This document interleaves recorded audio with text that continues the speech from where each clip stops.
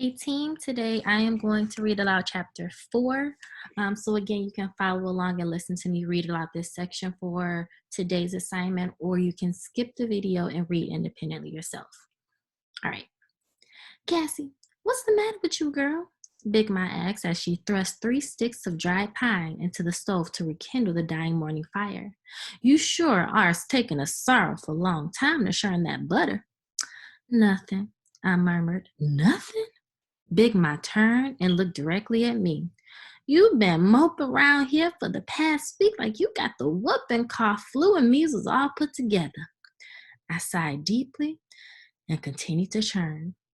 Big Ma reached out and felt my forehead, then my cheeks. Frowning, she pulled her hand away as Mama entered the kitchen. Mary, feel this child's face, she said. She seem warm to you? Mama cupped my hands in her thin hands. You feel sick, Cassie? No. How do you feel? All right, I said, still churning. Mama studied me with the same disturbed look Big Ma wore, and a tiny frown line appeared on her brow. Cassie, she said softly, fixing her dark eyes upon me, is there something you want to tell me?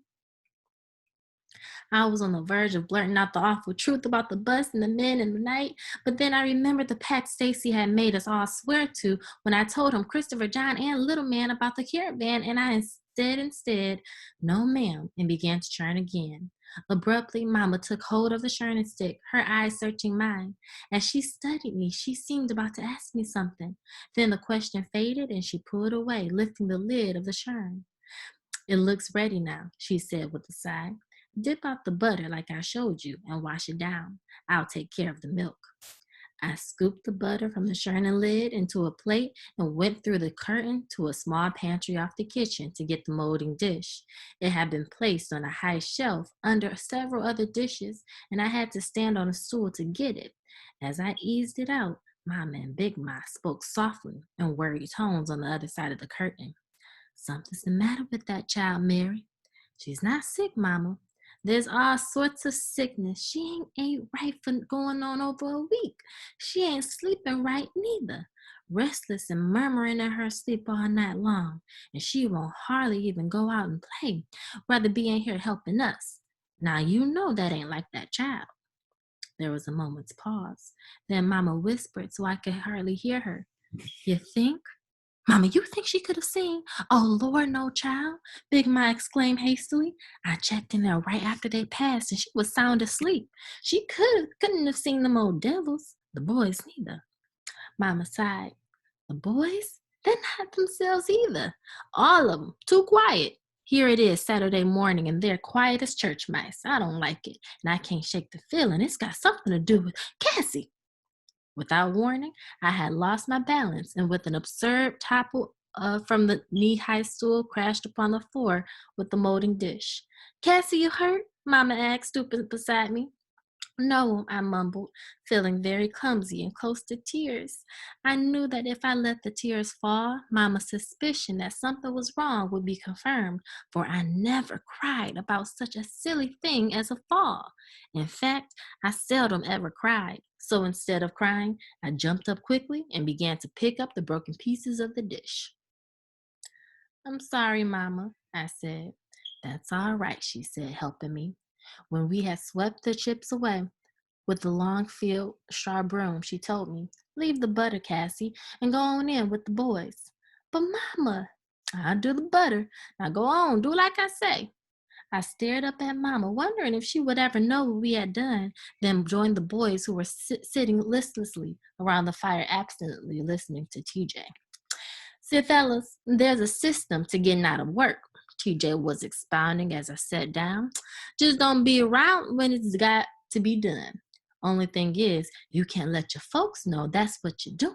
See, you should do like me. Like this morning when Mama wanted to bring back them scissors she borrowed from Miss Logan, I ups and volunteers so she don't have to make this long trip down here. She being so busy and all. And naturally, when I got here, y'all wanted me to stay a while and talk to y'all. So what could I do? I couldn't be impolite, could I? And by the time I finally convinced y'all I gotta go, all the work will be done at home. TJ chuckled with satisfaction. Yeah, you just have to use the old brain, that's all. He was quiet a moment, expecting some comment on his discourse, but no one said a word.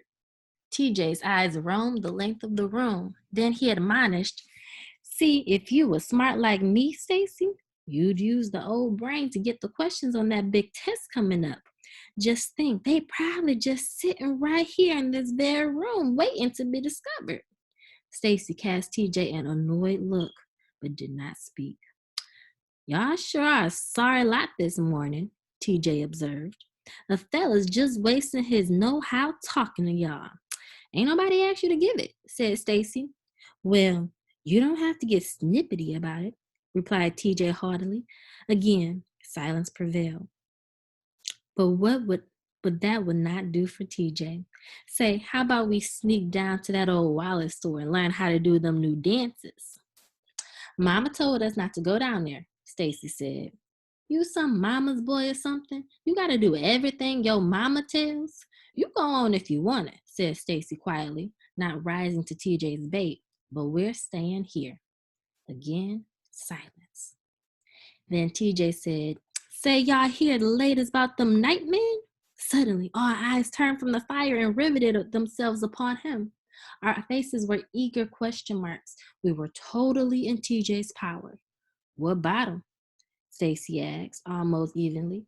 TJ, of course, intended to nurse the moment for as long as he could. "You could see a fella's as smart as me. He gets to know things that other folks don't. Now, this kind of information ain't for the ears of little kids, so I really shouldn't even tell y'all." "Then don't," said Stacy with smooth finality, turning back toward the fire as he cared not at all about the nightman. Taking his cue, I nudged Christopher John, and Christopher John nudged Little Man, and the three of us forced ourselves to stare into the fire in feigned disinterest. Without a captive audience, TJ had to reinterest us by getting to the point. "Well, about a week ago, they rode down to Mr. Sam Tatum's place, down the Jackson Road toward Strawberry. And you know what they done?" Stacy, Little Man, and I kept our eyes upon the fire, but Christopher John piped eagerly, "What?" I poked Christopher John, and he turned guiltily around. But TJ, triumphant and with an assured audience of one, settled back in his chair, ready to prolong the suspense. Mama'd kill me if she knowed I was telling this. I heard her and Miss Claire Thompson talking about it. They was real scared. Don't know why, though. Them old nightman sure wouldn't scare me none. Like I told Clark. "Hey, y'all," Stacy said, standing and motioning us up. "Mama said she wanted us to take some milk and butter down to Miss Jackson before noon. We'd better get started." I nodded, and Christopher John, Little Man, and I got up. "Tarred and feathered him," TJ announced hastily. "Poured the blackest tar they could find all over him, then plastered him." All right, we are going to stop there. Hopefully, you guys read enough information to get a really high quality score on today's assignment. Um, if you have any questions, come to office hours. Give me a call, text me, anything. Have a good day.